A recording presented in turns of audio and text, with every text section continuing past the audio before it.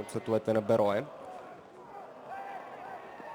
Михелич. Добре видя Базил де Карвалио сам в дъгата на наказателното поле. Илиян Йорданов удар и това ще бъде попадение в полза на сините. 2-0 за Левски в тази 30-та минута, след като Базил де Карвалио успя да засече центрирането на Илиян Йорданов. Претенции обаче от щаба на старозагорци, че Базил де Карвалио е нарушил правилата в тази ситуация.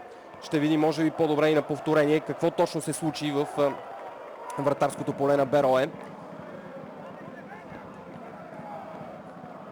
Още веднъж. Първоначално Базил де Карвалио не успя да укроти топката. Претенциите тук са, че си е помогнал с ръка. Лично на мен не ми се видя такова нещо да е направил Базил де Карвалио. Още веднъж. Повторение на тази ситуация. Не, по-скоро с корем вкара топката в вратата на Иван Караджов. В крайна сметка 2-0 в полза на Левски в тази 30-та минута. Точно през средата бе разсечена защитата на Берое в тази ситуация.